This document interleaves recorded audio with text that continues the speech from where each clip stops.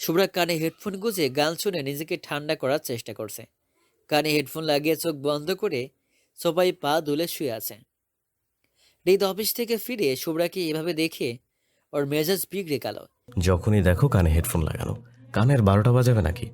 ওর এই হেডফোনে আগুন যদি না দিয়েছি, আমার নাম হৃদ না। সবাই মিলে ডিনার করছে। শুভ্রা চেয়ার টেনে বসতে গিয়ে হৃদের চোখে চোখ পড়াই চেয়ার জায়গা মতো রেখে দিল। মাম্মা আমি খাবো না, ক্ষুধা নেই আমার। শাওরিন শুভ্রার হাত ধরে বলল। চুপচাপ বস, না খেয়ে এক পাও নড়বি না।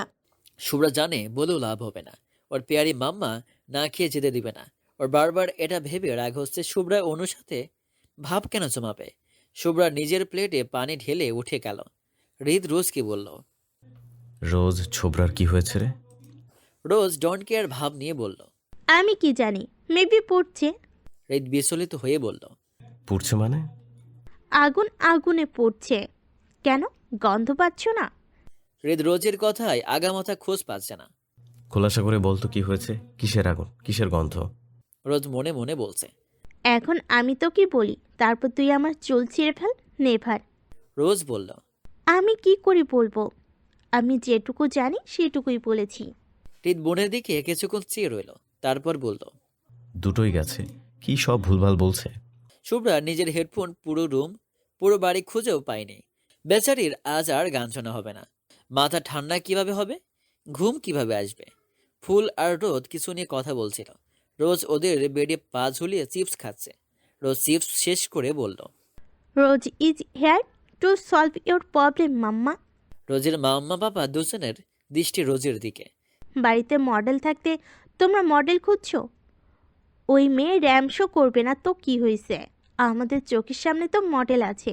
দুজনের তীক্ষ্ণ দৃষ্টি যখন রোজের দিকে, তখন রোজ বলল। ওয়েট ওয়েট, আমি নিজের কথা বলছি না, আমি তো শুভ্রাপুর কথা বলছি। শুভ্রাপু তো এসব বিষয় এক্সপার্ট। তাছাড়া শুভ্রাপু আর ভাইয়া একসাথে কাজ করলে কিছু হলেও হতে পারে। দুজনেই মেয়ের বলা কথা নিয়ে ভাবছে। রোজ কথাটা খারাপ বলেনি। শুভ্র আর হৃদ একসাথে থাকতে পারবে। রোদ বলল। না, শুভ্রার উপর চাপ পড়ে যাবে। সামনে ফাইনাল ইয়ারের এক্সাম, তাছাড়া নাচের স্কুল নিয়েও বিজি আছে। ওকে এত প্রেসার দেওয়া উচিত হবে না। ওকে অফিসে বারবার যেতে হবে, প্র্যাকটিস করতে হবে। শুভ্রা দরজার সামনে দাঁড়িয়ে বলল। তোমরা আমাকে নিয়ে কথা বলছো? রোজ সুযোগ বুঝে শুভ্রার কাছে গিয়ে হাত ধরে ভিতরে এনে বলল। হুম, তোমাকে নিয়েই কথা হচ্ছে। অ্যাকচুয়ালি আমাদের কোম্পানির বায়ারদের জন্য একটা র্যাম্প শো করা হবে। সেখানে একজন শর্ট, আমি তোমার কথা বলেছি। পাপা বলেছে তোমার উপর চাপ পড়ে যাবে, বারবার অফিসে যেতে হবে।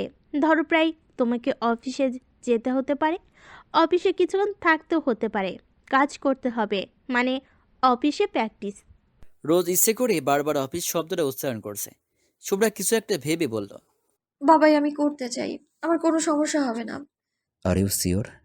200%। রোজ ভাবছে।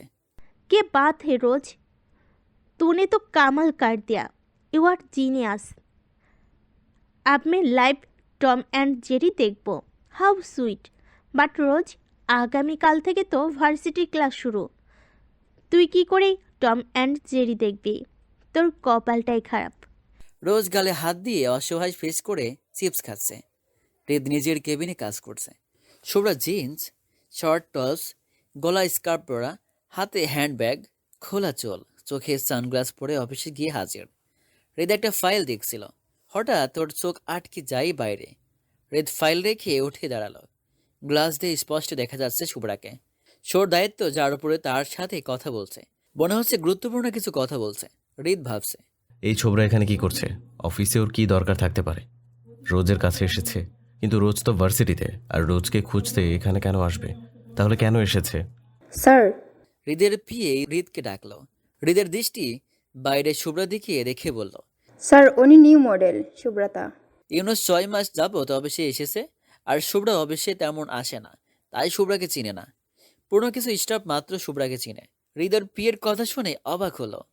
শুভ্রা আমাদের মডেল? কই, বাড়িতে কেউ আমাকে কিছু বললো না কেন? মাম্মাও কিছু বলেনি। আর রোজ ভাঙা রেডিও সারাদিন কানের কাছে এসে বকবক করে, অথচ এটা বলেনি। যাক, ভালো হয়েছে, শুভ্রার গতিবিধি পর্যবেক্ষণ করা যাবে। এই মেয়ে চায় কি? শুভ্রা কথা শেষ করতে হৃদকে চোখে পড়ল। চোখাচোখি হতেই শুভ্রা চোখ ফিরিয়ে নেয়, তারপর নিজের মতো ওর গন্তব্যে এগিয়ে যায়। হৃদ দীর্ঘশ্বাস ছেড়ে বলল, তুই কি চাস শুভ্রা? সত্যি কি তোর মনে আমার জন্য আর জায়গা নেই? শুভ্রার চোখ শুধু অনুকে খুঁজছে, অনুকে দেখতে চাইও, কিন্তু না, শুভ্রা অনুকে চিনে না আর না কাউকে জিজ্ঞেস করতে পারছে। যে সকল ইয়াং মেয়ে দেখছে তাকেই অনু মনে হচ্ছে। শুভ্রা বসে বসে কফি খাচ্ছে আর চোখে সব মেয়েদের উপর চোখ বোলাচ্ছে। একটা মেয়েকে দেখে বলল, এই যে আপু, শুনছেন?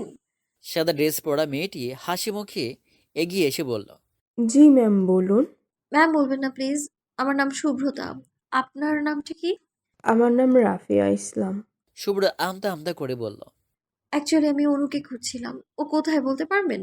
মেয়েটি ঘাড় ঘুরিয়ে এদিক সেদিক তাকিয়ে পিঙ্ক কালার ড্রেস পরা একটা মেয়েকে দেখে বলল, ওই তো অনু, কোথায়? ওই যে পিঙ্ক ড্রেসে। সুব্রতার চোখ চকচক করে উঠল। টেবিলে কফির মগ রেখে বলল। ধন্যবাদ আপু। শুভ্রা অনুর দিকে এগিয়ে গেল, অনুকে পা থেকে মাথা পর্যন্ত পর্যবেক্ষণ করে নিল। মেয়েটি বেশ সুন্দরী। তারপর মনে মনে মেয়েটিকে গালাগাল করল, মেয়ে তুই যদি হৃদের দিকে হাত বাড়াস তবে আমি তোর হাত কেটে ফেলবো, নয়তো আমার নাম শুভ্রতা না। শুভ্রা অনুকে ভালো করে দেখে ব্রেনে সেভ করে নিল। তারপর বিড়বিড় করে বকতে বকতে ভার্সিটির উদ্দেশ্যে রওনা দিল। আজকে আপাতত কোনো কাজ নেই। রোজ ভার্সিটি গিয়ে ক্লাসের দিকে যাচ্ছে। এই ভার্সিটি নতুন করে দেখার কিছু নেই। পাপার সাথে অনেকবার এসেছে। রোজ ক্লাসের দিকে যেতেই ওড়নায় টান পড়ল। রোজ ঘুরে দাঁড়িয়ে দেখে একটা ছেলে কুৎসিত দৃষ্টি নিয়ে ওর দিকে তাকিয়ে আছে আর এক হাতে ওড়না ধরে রেখেছে। রোজের মেজাজ খারাপ হয়ে গেল। কি হলো? ওড়না ধরে রেখেছেন কেন? নিউ নাকি? তো আমরা তোমার সিনিয়র। রোজ ওড়না টেনে নিজের হাতে নিল, তারপর বলল, সিনিয়ররা ওড়না ধরে টানাটানি করে বুঝি? এমন বেয়াদব হয়? রোজের কথা শুনে ছেলেরা রোজের দিকে হাত বাড়াতেই রোজ ভয় পেয়ে ঘুরে যায়। তখনই ঠাস করে থাপ্পড়ে শব্দ পায়। রোজ ঘুরে দাঁড়িয়ে দেখে ছেলেটি গালে হাত দিয়ে দাঁড়িয়ে আছে। ওর সাদা ছেলেগুলো মাথা নিচু করে আছে। পাশে একটা সুদর্শন যুবক রক্তচক্ষু নিয়ে দাঁড়ালো। রোজ কিছুই বুঝতে পারছে না। ও কিছু বুঝে ওঠার আগেই সুদর্শন যুবকটি ওই ছেলেটার গলা ধরে টেনে নিয়ে যাচ্ছে আর রোজকে বলল, ফলো মি। রোজ বুঝতে পারছে না ফলো করবে কিনা। রোজ, বখাটের ছেলেটা আর সুদর্শন ছেলেটি ডিপার্টমেন্ট হেড এর রুমে দাঁড়িয়ে আছে। স্যার, নিউ ইয়ার তাই দেখতেছিলাম মেয়েটা তেরামি করছিল। রোজ খপ করে দাঁড়িয়ে বলল, একদম মিথ্যা বলছে স্যার। আমাকে কোনো র্যাক দেয়নি। আমি ক্লাসে যাচ্ছিলাম আর আমার ওড়না টেনে ধরেছে। ওড়না ধরে টানাটানি করা কোনো র্যাগের আওতায় পড়ে বলে আমার মনে হচ্ছে না। চার সুদর্শন ছেলেটি দেখিয়ে তাকিয়ে বলল। মেয়েটি ঠিক বলেছে। অরিত্র বলল, জি স্যার, দূর থেকে দেখলাম বেয়াদবি করছিল, তাই আমি থাপ্পড় মেরে আপনার কাছে নিয়ে এসেছি। বখাটের ছেলেটি বলল, স্যার, ভাইয়া দূর থেকে কি দেখছে জানি না, হয়তো বোঝার ভুল হবে। আমি ওড়না ধরে টানাটানি করিনি। রোজের ইচ্ছে করছে থাপড়িয়ে তেলে ভাজতে। রোজ ঝাঁঝালো কণ্ঠে বলল, আপনি বলতে চাইছেন আমি মিথ্যা বলেছি? আমি কেন বলবো? আপনি আমার ওড়না ধরে টানাটানি করেছেন। আমি ভদ্র সুশীল পরিবারের মেয়ে। আমার পাপা এই ভার্সিটির ফিজিক্স ডিপার্টমেন্টের হেড। স্যার অবাক হয়ে বলল, তুমি রুদ্রর মেয়ে? জি স্যার। হাইসি, তুমি রোজ? জি স্যার, রুহানি খান রোজ। অরিত্র আর চোখে একবার রোজকে দেখে নিল। রোজ যেন রোজের মতোই সুন্দরী। তারপর মুচকি হাসলো। স্যার বখাটের ছেলেটিকে বলল, রোজকে সরি বলো। মেয়েদের সাথে র্যাঙ্কিংয়ের নামে নোংরামি চলছে। বখাটের ছেলেটি রোজকে বলল। সরি, আর এমন হবে না। রোজ ভ্রু কুচকে বলল, আশা করি ভবিষ্যতে এমন করবেন না। মেয়েদের সম্মান দিয়ে চলবেন। বখাটের ছেলেটিকে বলে স্যারের দিকে তাকিয়ে বলল, স্যার, পাপা যেন না জানতে পারে। পাপা জানলে হয়তো স্যার হিসাবে ভদ্রতার খাতিরে দু চার কথা বলে ছেড়ে দিবে, কিন্তু ভাইয়া শুনলে হাঙ্গামা হয়ে যাবে। Please sir. স্যার মুচকি হেসে বলল, okay, you can trust me. Thank you sir. আমি এখন যেতে পারি। প্রথম দিনই লেট করতে চায় না। রোজ মুচকি হেসে অরিত্রকে বলল। থ্যাংক ইউ ভাইয়া। অরিত্র রোজের মুখে ভাইয়া শুনে কিছুটা রেগে গেলেও বাইরে প্রকাশ করল না। ইটস মাই প্লেজার, প্রয়োজনে জানাবে। অবশ্যই। শুভ্রা নিউ হেডফোন নিয়েছে, সেটা কানে দিয়ে গান শুনছে। হৃদ শুভ্রার কানে নিউ হেডফোন দেখে রাগে ফুসফুস করছে। শুভ্রার বাচ্চা নিউ হেডফোন নিয়েছে।